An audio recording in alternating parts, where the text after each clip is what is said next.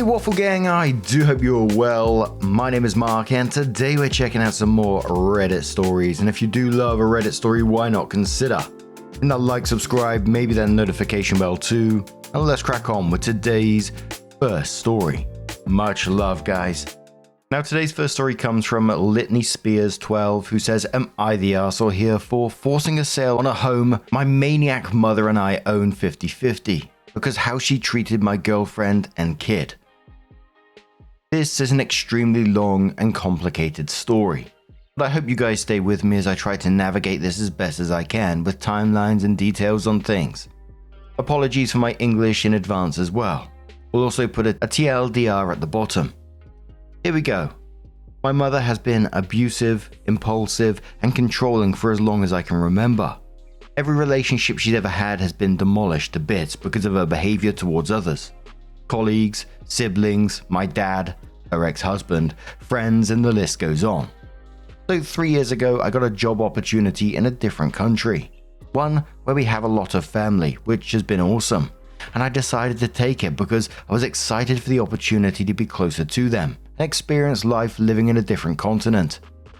While I was settling into my new life, my mother, who is retired, visited shortly after and urged that she will buy a home near my apartment and move to said country, when that's not possible due to immigration laws. You need a long-term visa, not a tourist visa for extended stay. Her ego didn't allow no for an answer, so she bought a beautiful beachfront property anyway in hopes for citizenship, which is fine legally, but you will only be allowed up to 90 days and potentially 180 if you extend. She couldn't believe what the case officer and lawyer she hired were saying, and she started berating them on how much money she will update to society with her housing purchases and so on. When reality set in after a few failed meetings, we decided it's best if I live in the property to keep it together, pay the bills, and she can visit whenever with zero worries about it being vacant. Fast forward some time, I meet my girlfriend. We become serious and she moves in after a while, and my mother is happy about how things are going for me in all aspects of life. She FaceTimes with us regularly and really takes a liking to her. After some time, my girlfriend becomes pregnant and we announce the news to my mother. She's extremely happy and gifts me 50% of the home she purchased as a present to us, which is the nicest and most generous thing anyone has ever done for me. Something I never saw coming.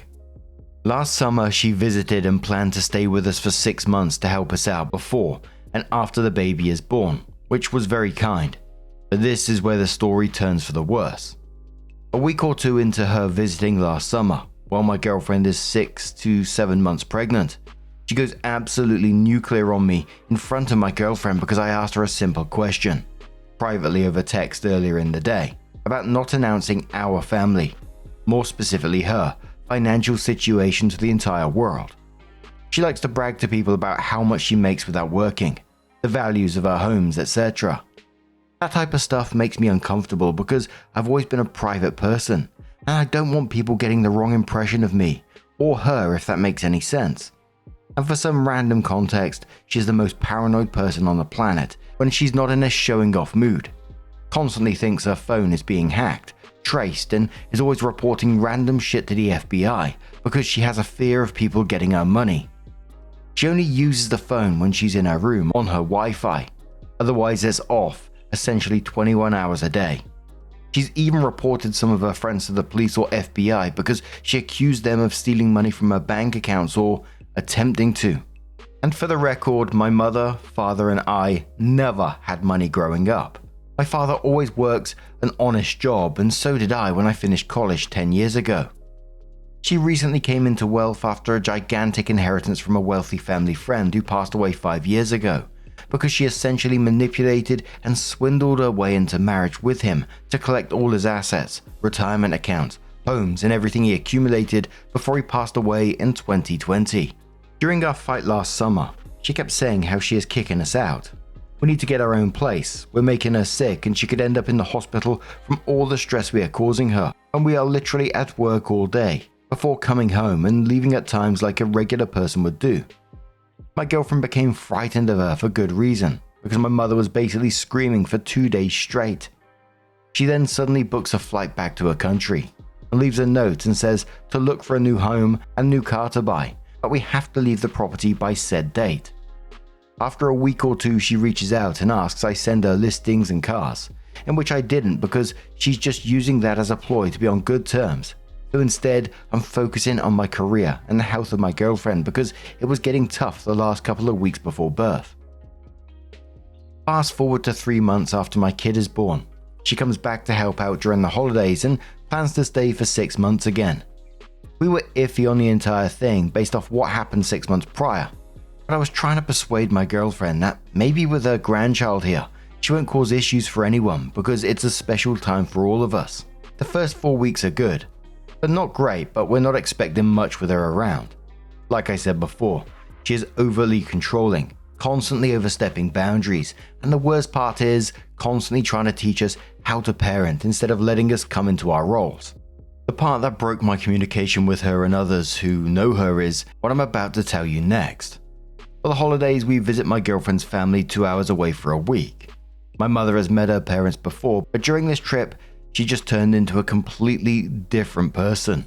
She hardly spoke to them when she was being hosted by them and even would blatantly ignore her other family members that tried to interact with her during Christmas. She kept trying to take our baby off the hands of people and she wouldn't participate in anything we are doing. Dinner, games, trivia, gift opening, etc. She eventually left Christmas earlier and went back to my girlfriend's parents' house without telling anyone. So I had to cover for her and tell everyone she is feeling sick. The next morning, she is calling me at 4 a.m, screaming on the phone about how she hates my girlfriend, her family, and she wants to leave ASAP. I can't even get a word on the phone in before she demands being picked up. I drive to pick her up and she's standing outside with her luggage in the dark, demanding to take the train back home. So I tell her there's no trains this early and if she really wants to do that, then she has to wait at the home we are staying in. I bring her home and my girlfriend casually says, "Hi, what's going on?"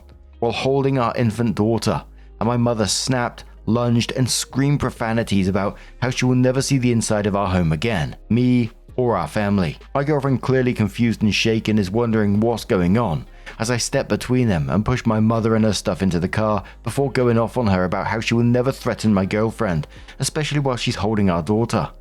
I dropped her at the train station and left to get back to my girlfriend about everything because she was clearly shaken as I was. After a few days and threatening text from my mother, she is saying how she's changed the locks and we will never go inside of the home again. She's demanding we collect our personal belongings, which is like 95% of what's in the home. So my friends and I go back over to pack and she's in our home with some neighbors, people I know she's hardly spoken to, for reasons I don't understand still. As I'm leaving, I blast her for what she did to make sure the neighbors know what type of person she is. A psycho who will go to extreme lengths with zero regard for anyone but herself. My family and I were lucky to have enough shelter for 2 weeks until we could finally secure the one apartment that was available during the holiday season. 2.5 months has gone by. She traveled back to the States early January, and 2 neighbors have been going into my home to collect mine and my girlfriend's mail because neither of them won't give me the new keys to my own fucking house because they fear my mother overdoing what's morally and legally right for my family and I. It's honestly been hell for the last 3 to 4 months with the stress from that, working full time, trying to keep my girlfriend's spirits high and keeping some structure and routine for our child as we are living in a crammed tiny apartment because we had no other options during the obviously slow holiday season. I've consulted a lawyer and we're doing a forced sale through the courts, which she doesn't know about yet, and I'm getting a locksmith to change the locks so I have keys and rightful access to my own home again. I don't give a shit if she shows up here and can't get into the home because the locks are changed. Am I the arsehole for forcing a sale on the home to cut ties permanently? Someone asked the OP, my question is, do you have anything written out or a legal form or anything that says that your mother gave you 50% of the house? OP says yes, it's an updated home document. I don't know the name in English, but that highlights ownership and percentages. Commoner says, not the arsehole in the least. You own 50% of the home. I'm not sure what the laws are where you are, but she shouldn't have legally been able to change the locks or keep you out. Force the sale and cut off the toxic parent. She's too big a risk of harm to you, your partner and your child. Her screaming like that can have an impact on all of you, especially with your little ones so small. Opie replies saying 1000% agree with you. I suffered a lot of those tantrums. Same with my siblings and other family members growing up, and I don't want my girlfriend, my kid, or her family to ever have to endure that. Commenter says, it sounds like your mother has serious mental issues. She reminds me of my son's girlfriend, mother of my 2 grandchildren, who she ditched when they were 3 and 5 and fled the state having stolen jewelry, artwork, furniture, and collectibles. She would create a situation of utter chaos, making the whole family miserable because then she felt like she was in control. We lived with her for 10 years and the last 5 were complete and utter hell. You're doing absolutely the right thing forcing the sale of this property. You're completely within your legal rights and you're doing what's necessary. When you get settled in your new place, make sure your mother doesn't know where it is. Any meetings in the future, it must be a neutral place. And don't inflict her on your extended family. She is not their burden to carry. Once the sale and relocation are complete, you'll be able to have peace and take care of your family the way you need to. A restart, if you will. Good luck and best wishes. Please give your little girl and her mum a big hug and a kiss from all of us here at Reddit. Opie says, yes, unfortunately, I've been hearing that a lot lately. From family members, my lawyer, and other people I've spoken to about the situation or that have known her some time. And wow, that sounds exactly like what I went through. It's always normal, utter chaos, and then her just fleeing. And yes, I agree with you on the fresh start once the sale is complete. Thank you for the kind words. Commenter says, not the arsehole, and you finally stood up for yourself. Go on with your life without her. Is your father still alive? Opie says yes, but he lives on a different continent. He returned to his homeland ever since he retired some years ago. That is absolutely wild, and of course you're not going to be the arsehole in this situation. It does sound like some of the comments were hinting at that mother has some serious mental health issues going on, and that's dangerous for you and your family. The fact that she lunged at your girlfriend while she was holding your infant daughter, and then she initially changed the locks on your home that you own 50% of. And I don't blame OP one bit for wanting to sell his half of the property, because the for sale is basically just cutting things clean. It cuts off any of that leverage that she has to manipulate you with and allows you to just step away from her, because that is absolutely what needs to happen in this. My bloody word. But OP comes in with an update 5.5 months later and says, hi everyone. Shares the link to the original post and then says, as noted in part 1 recap, my mother and I had a huge blowout early in the year, which resulted in me getting a lawyer and selling our co-owned home that we shared 50-50. It was a landslide in court based off the fact that she acted in bad faith towards residents. She's a tourist of the country my family and I live in. With my lawyer, we drafted a statement and provided a ton of evidence on the situation, which made it easy for them to decide. She had zero legal representation during the back and forth, and she even admitted to the judge she needed to throw us out forcefully and immediately because we were rude and stressed her out with our nonsense. She admitted to changing the locks on us and handing the keys to the neighbors to prevent us from entering and potentially damaging the home. Like, what? Why would we do that? That's our home that we started raising our family in. The courts laid out all her bad faith acts and illegalities because we have strict rights as tenants, and even more so because we have a child. The court didn't take lightly to her harming us and borderline making us homeless in the winter time before finding housing. My forced court sale was approved immediately and she was ordered to pay a fine, my legal fees, and hand over the keys to our place within 24 hours. She sent a legal letter to court demanding I pay her for her travel expenses, tickets, trains, etc., because she had no idea she was being taken to court. The court denied clearly. The drama didn't end there. Our home took a bit of a hit because the market is bad, but I didn't care because I just wanted to get out of this mess and get my money. But in the end, my lawyer emailed both of us that it was sold and the deposit by the new tenant was paid, so the home will be theirs on October 1st. When that email came in, my mother lost her mind and sent my lawyer and I about 5 frantic emails stating that the price is unacceptable and it needs to be voided ASAP because now she wants to keep the home. Huh? Court orders don't work like that, as you all know. They're final. No ifs or buts. She was even on record in 3 different documents to the court that she came back to sell the place but didn't realize the home had a court order hold on it because I filed for it through my lawyer months ago. Some of the emails she sent my lawyer and I were her offering me double the money if she can keep the place because it will not be let go at that price. How could you sell it for 40% less than I paid for? Void it now, etc. She even went as far as asking for the information for the new tenant to contact him. My mother contacted our family back home and berated me again, as she has for 9 to 10 months now.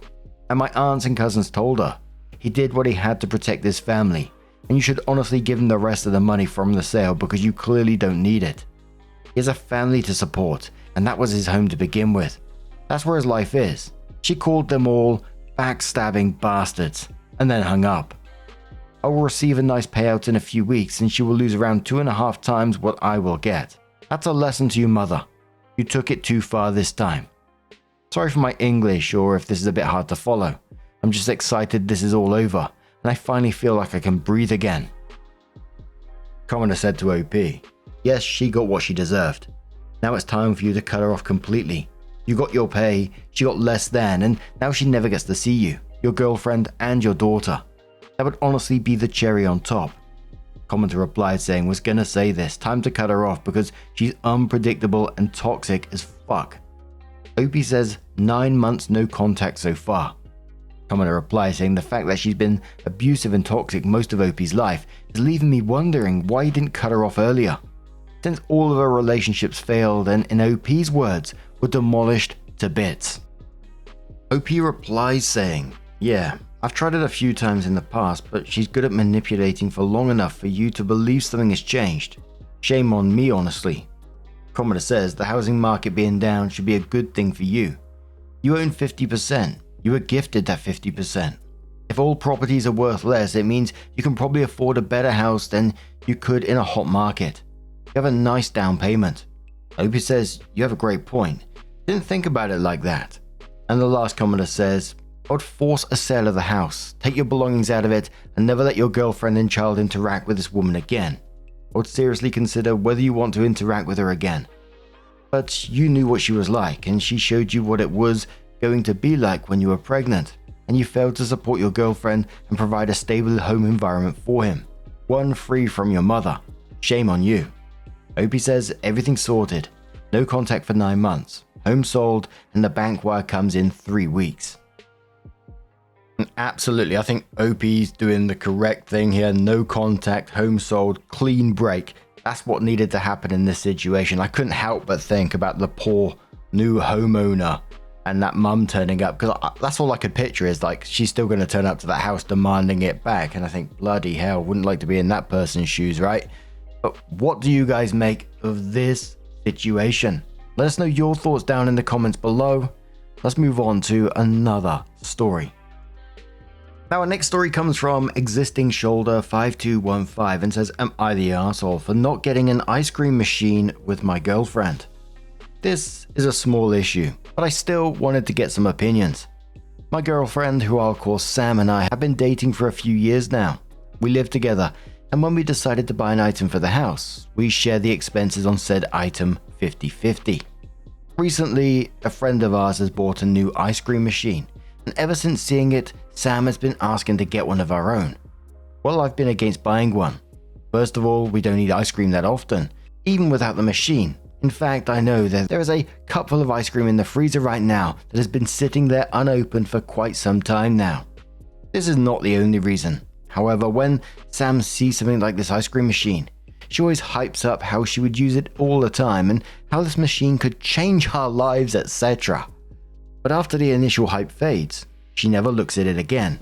The same thing happened when she wanted a new fancy coffee machine, an air fryer, a bread machine, and the list goes on. She convinces me that they would be good to have around, only for them to never be used again. I told her this, and she promised that this time would be different, but that was also what she said about the coffee machine. We're doing very well financially, and the thing costs, when converted to USD, around $500, which we can definitely afford, but then again, if no one will use it in the end, what's the point? So am I the arsehole for not contributing to buying the machine? Commenter says to OP, lol, you can buy an ice cream machine for $50, $100 if you splurge. $500 is insane. OP says, I know, right? Hear me out though. It can make ice cream, sorbet, and slushy. I was just about to make a comment, but I think I've got this machine. Actually, I don't think it's like the Ninja one. I don't think it actually makes ice cream. It makes like slush, frozen cocktails, milkshakes, and stuff like that. It is good though. Commenter says, not the arsehole. If Sam wants to buy an ice cream machine that she won't use, then she can 100%. But leaning into consumerism just because a friend has one doesn't seem like the best option. Maybe suggest to her that the money could be better spent on something you'd both like. But if she's dead set on buying one, then she can absolutely do that with her own money. Opie says, I don't think I've said this, but I have already told her that if she wanted one that much, she didn't need my permission to buy it. However, she still really wants me to contribute to buying this machine. Like she pouts about it when I tell her I wouldn't be contributing. I think she wants me to contribute because it's too big a commitment. And if she doesn't like to use it, I told her it would happen. She spent $500 while taking all the blame of spending the money onto herself. If I contribute now, I've also approved this item, so we share the blame when it doesn't get used. Yeah, absolutely, that takes the piss. Like, you know, if you want to buy that machine for yourself, you go and buy it, but don't expect me to contribute towards it when, you know, you already know what's going to happen. But a commenter says, not the arsehole. But you're really missing out by not using the air fryer more, especially in hot weather. It can be really useful, unlike an ice cream machine. I hope he says I'll be sure to give the air fryer a second chance. Commenter says, no one's an arsehole here, and it's nice to read about a situation on this sub that's relatively universal, rather than something over the top. So far. We all do this. It's totally fair to not want the machine, but it's understandable that your girlfriend wants it after seeing someone else's. Obi says, just wait till my air fryer divorces me and runs off with Sam. OP comes in with her update and says, fuck the ice cream machine. No one cares about the ice cream machine. The air fryer, on the other hand, is absolutely a game changer. The first few times I've used it, everything came out undercooked because I was a dumbass and didn't know how to use the machine. Now that I've put my bigotry aside, I finally get it. The kitchen is not scorching hot, the potatoes are to die for, and the chicken is delicious. Thank you to everyone who convinced me to give this machine another try. Also, I've made my first batch of bread. It almost definitely tastes like bread, so I must have done something right. As for the ice cream machine, I bought Sam a less expensive model for now, and we'll see if we actually use it. It's been great for now, but it's still too early to tell. Literally, no one asked for an update, but since the air fryer was your guys' suggestion, I thought I owed you all a thank you. Commenter says to OP, now look into a rice cooker. Simple but perfect rice every time, and dirt cheap. OP simply replied with an image that was captioned as my kitchen countertop, and when I clicked it, it was basically the picture of Atlas, you know, the dude holding up the globe. Yeah, relatively drama-free in the end, but what do you guys make of this situation? Have you ever had arguments with your partners about this kind of thing? Do you contribute 50-50? Let us know your thoughts down in the comments below. And now just a huge thank you for being here today, getting involved in the stories, your love, your support, your time. It always means the absolute world to me. So thank you so much for being here, and hopefully I'll see you in the next one. Take care and much love.